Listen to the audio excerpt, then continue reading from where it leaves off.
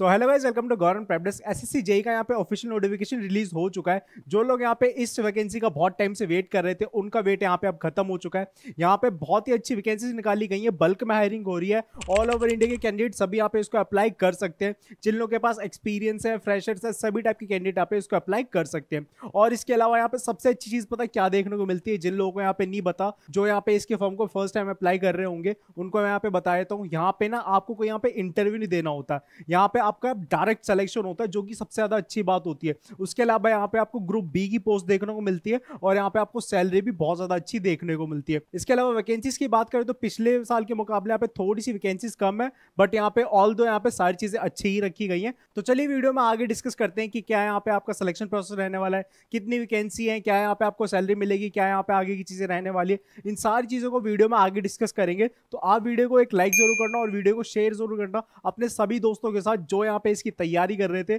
उनको ये पता लग जाए कि यहाँ पे एसएससी जेई का यहाँ पे ऑफिशियल नोटिफिकेशन रिलीज हो चुका है। उन सबको यहाँ पे अच्छे से पता लग जाए, सारा सिलेक्शन प्रोसेस उनको समझ में आ जाए। उन चीजों के लिए आप उनको ये वाली वीडियो जरूर शेयर करिएगा। और इसी के साथ आज की इस वीडियो को हम शुरू करते हैं, डायरेक्ट नोटिफिकेशन के ऊपर चलते हैं। सो जैसा आप स्क्रीन पे देख सकते हैं, यहाँ पे एसएससी की तरफ से नोटिफिकेशन रिलीज हुआ है, जो कि हमारा फुल फॉर्म होता है स्टाफ सिलेक्शन कमेटी, उसकी तरफ से ये सारी चीजें अनाउंस करी गई हैं। और जेई हमारा जूनियर इंजीनियर में जो यहाँ पे जो मेन ब्रांचेस होती हैं जो इसको अप्लाई करती हैं, वो होती है आपकी सिविल, मैकेनिकल, इलेक्ट्रिकल। जो लोग यहाँ पे इसके लिए बहुत सालों से तैयारी कर रहे हो, उन लोगों को पता है कि कौन सी ब्रांचेस यहाँ पे मांगते हैं। अब यहाँ पे आपकी इन ब्रांचेस में या तो इंजीनियरिंग फिनिश हो, या आपने यहाँ पे इसमें डिप्लोमा कंप्लीट करा होना चाहिए।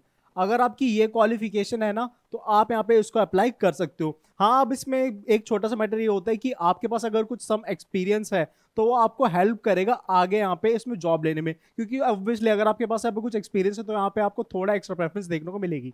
सो यहाँ पे ये कुछ इनका क्वालिफिकेशन क्राइटेरिया रहने वाला है। सो वो हम आगे भी डिस्कस करेंगे। इसके अलावा हम बात कर लेते हैं इसकी कुछ इंपॉर्टेंट डेट्स के बारे में।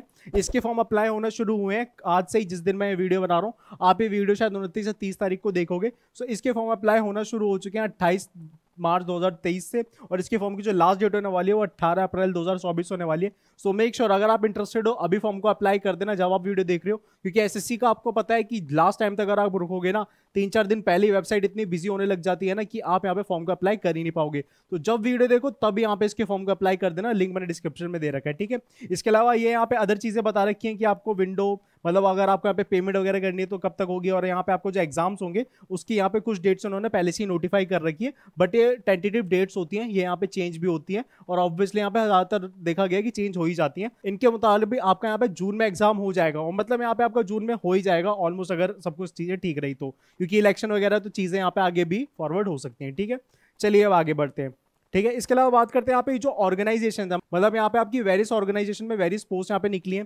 सो यहाँ पे आपका ऑर्गेनाइजेशन जो यहाँ पे दे रखा है इन्होंने, पहले यहाँ पे आपका बीआरओ दे रखा है, बॉर्डर रोड ऑर्गेनाइजेशन, फिर आपका ब्रह्मपुत्रा मिनिस्ट्री ऑफ जल शक्ति, फिर यहाँ पे आपका central water commission, central public service, CPWD department आपका, फिर central water and power research station, ये आपका मिनिस्ट्री ऑफ डिफेंस। ये कुछ डिपार्टमेंट्स हैं जहाँ पे आपका सिलेक्शन हो सकता है, तो इन सारे डिपार्टमेंट्स को आप यहाँ पे चेक कर सकते हो, ठीक है। इसके अलावा आप यहाँ पे ये देख सकते हो कि किसमें यहाँ पे डिग्री मांगी गई है। फॉर एग्जांपल इसको दे लो, बीआरओ वाली पोस्ट को ले लो, तो यहाँ पे आपकी डिग्री इन सिविल इंजीनियरिंग खत्म होनी चाहिए, और यहाँ पे आपके पास क्या कहते हैं 2 साल का एक्सपीरियंस भी होना चाहिए सेम ब्रांच में। अगर आपके पास थोड़ा बहुत एक्सपीरियंस है तो आप यहाँ पे इसको जरूर अप्लाई करें। अदरवाइज यहाँ पे आप दूसरी जो डिपार्टमेंट्स हैं उनके लिए अप्लाई कर सकते हैं जिनमें यहाँ पे आपसे एक्सपीरियंस नहीं मांगा गया है। इसके अलावा बात करें यहाँ पे एज लिमिट की, तो यहाँ पे up to 30 years age limit दे रखा है, जो कि यहाँ पे अनरिजर्व कैंडिडेट्स वालों के लिए क्राइटेरिया है। जो यहाँ पे रिजर्व कैंडिडेट से बिलोंग करते हैं उनको यहाँ पे एक्स्ट्रा एज इलेक्शन देखने को भी मिल जाएगा, आगे हम यहाँ पे डिस्कस करेंगे, ठीक है।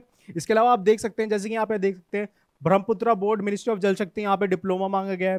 फिर यहाँ पे आपका सेंट्रल वाटर कमीशन, यहाँ पे बैचलर डिग्री मांगी गई है, कोई एक्सपीरियंस की नीड नहीं है। फिर यहाँ पे आपका सीपीडब्ल्यूडी डिपार्टमेंट, कोई एक्सपीरियंस की नीड नहीं है। यहाँ पे आपका वाटर पावर स्टेशन, यहाँ पे भी कोई एक्सपीरियंस की नीड नहीं है। तो ज्यादातर एक्सपीरियंस की नीड नहीं है आपको, बट यहाँ पे कुछ जैसे कि मिलिट्री इंजीनियर सर्विसेज, यहाँ पे आपका कुछ 2 साल का एक्सपीरियंस मांगा गया है। सेम यहाँ पे आपका अगर आपने इसमें इलेक्ट्रिकल मैकेनिकल किसी डिपार्टमेंट में अगर कंप्लीट करी इंजीनियरिंग या डिप्लोमा, तो भी यहाँ पे आपसे 2 साल का एक्सपीरियंस मांगा गया है। तो कुछ डिपार्टमेंट्स हैं जिनके लिए एक्सपीरियंस की नीडेड है, अदरवाइज यहाँ पे आप फ्रेशर हो, यहाँ पे आप इसको अप्लाई कर सकते हो, ठीक है।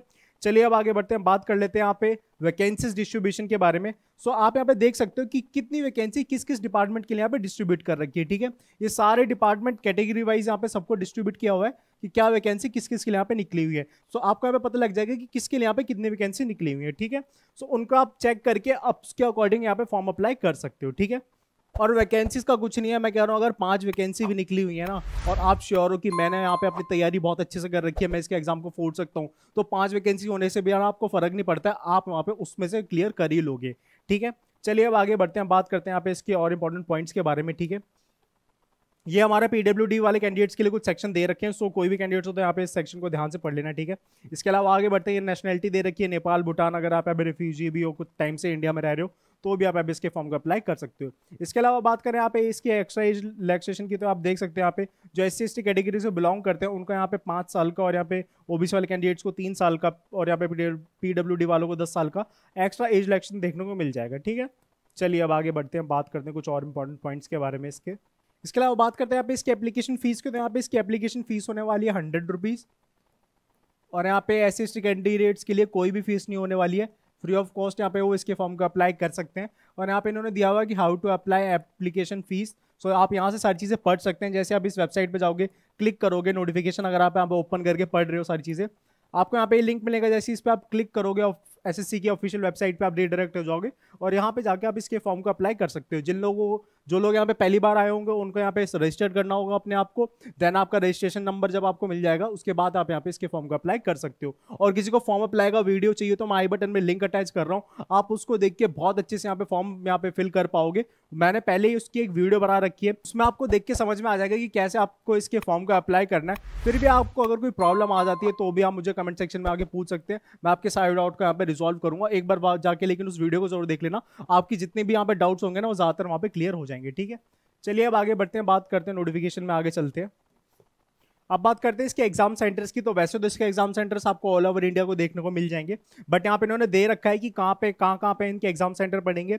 ये सेंट्रल रीजन में दे रखा है, बिहार और उत्तर प्रदेश में कहाँ हो सकते हैं। ये आपका ईस्टर्न रीजन में अंडमान निकोबार, सिक्किम, वेस्ट बंगाल, या आपका कर्नाटका, केरला, कहाँ पे आपके एग्जाम सेंटर्स हो सकते हैं, वो सारी चीज़ें यहाँ पे इन्होंने डिस्ट्रीब्यूट करी हुई है, तो सभी लोग यहाँ पे इसको चेक कर सकते हो। वैसे तो यहाँ पे आपका एग्जाम सेंटर जहाँ से भी फॉर्म फिल करोगे आपको नियर बाई देखने को मिल जाएगा, आपको ऐसे नहीं है कि एक स्टेट से दूसरे स्टेट जाना पड़ रहा है एग्जाम देने के लिए, तो ऐसा कुछ नहीं होगा, आपके ज़्यादातर नियर बाई आपको देखने को एग्जाम सेंटर मिल जाएंगे, ठीक है।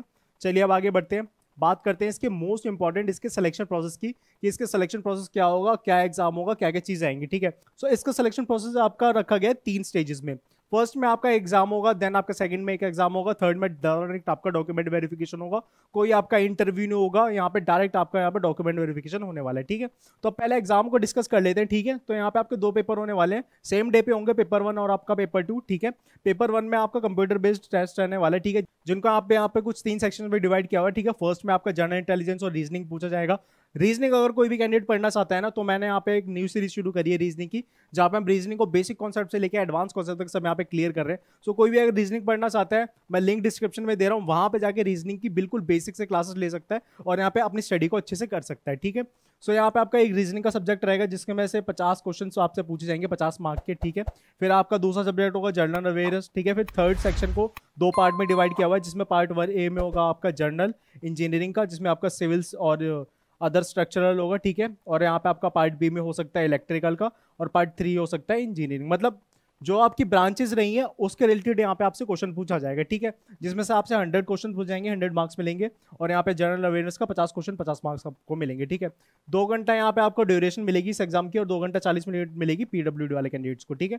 चलिए अब आगे बढ़ते हैं, बात करते हैं इसके पार्ट 2 के बारे में। पार्ट 2 में आपका जो एग्जाम होने वाला है, ठीक है, वो भी कंप्यूटर बेस्ड आने वाला है, ठीक है। उसमें आपका चेक किया जाएगा जनरल इंजीनियरिंग, मतलब जिस बैकग्राउंड से आप यहाँ पे बिलोंग करते हो उसकी नॉलेज आपको कितनी अच्छी है, वो सारी चीज़ें यहाँ पे आपकी चेक करी जाएंगी, ठीक है। तो यहाँ पे आपके 100 क्वेश्चन रहेंगे, 300 मार्क्स आपके उसके रहेंगे, 2 आवर ड्यूरेशन यहाँ पे इसकी भी रहने वाली है। सो ये सारी चीज़ें आपकी रहेंगी, और इन सब चीज़ों को क्लियर करने के बाद ही आप यहाँ पे इनके डॉक्यूमेंट वेरिफिकेशन में पहुंचोगे, ठीक है। इसके अलावा बात कर लेते हैं कि किस एग्जाम के लिए क्या क्या सिलेबस है, तो वो यहाँ पे इन्होंने प्रोवाइड कर रखा है। सो अगर आपको इनका सिलेबस से समझ में आ जाता है, ठीक है, अदरवाइज आप मुझे कमेंट करके बता सकते हो। जो भी सिलेबस, जो भी स्टडी मटेरियल, जो भी बुक्स की आपको नीड होगी, मैं वो आपको सारी चीज़ें प्रोवाइड करवाऊंगा। बस मुझे आप कमेंट करके बताइए कि आपको किस चीज़ की नीड है, वो चीज़ आपको यहाँ पे प्रोवाइड हो जाएगी, ठीक है। चलिए आगे बढ़ते हैं, अब बात करते हैं किस एग्जाम को क्वालिफाई करने के लिए कितने मार्क्स चाहिए। अनरिजर्व वाले कैंडिडेट्स को यहाँ पे चाहिए 30%, ओबीसी और ईडब्ल्यूएस वालों को चाहिए 25%, और जितनी भी अदर कैटेगरीज है उनको चाहिए यहाँ पे 20% इस एग्जाम को यहाँ पे क्वालिफाई करने के लिए, यहाँ पे आप देख सकते हैं, ठीक है। सो इतने मार्क्स आपको चाहिए क्वालिफाई करने के लिए, इसी के बेसिस पे यहाँ पे आपको शॉर्टलिस्ट किया जाएगा। देन यहाँ पे एक प्रॉपर मेरिट बनेगी department wise, post wise, then उसके अकॉर्डिंग यहाँ पे आपको डॉक्यूमेंट वेरिफिकेशन के लिए बुलाया जाएगा। यहाँ पे आपकी जो पर मंथ की सैलरी आने वाली है 55,000 होने वाली है, जो कि एक बहुत अच्छी सैलरी है फ्रेशर कैंडिडेट के लिए। तो अगर आप इसके लिए इंटरेस्टेड हो तो इसके फॉर्म को जरूर अप्लाई करना। लिंक मैं आई बटन में अटैच कर रहा हूँ, उसको देख के आपको पता लग जाएगा इसके फॉर्म को कैसे अप्लाई करना है। और इस वीडियो को ज्यादा शेयर जरूर करना ताकि सभी कैंडिडेट तक पहुंच पाए। इसके अलावा आपको वीडियो कैसा लगा ये भी कमेंट करके जरूर बताना, और मैं आपसे मिलूंगा नेक्स्ट वीडियो में जॉब अपडेट के साथ। तब तक good bye and take care.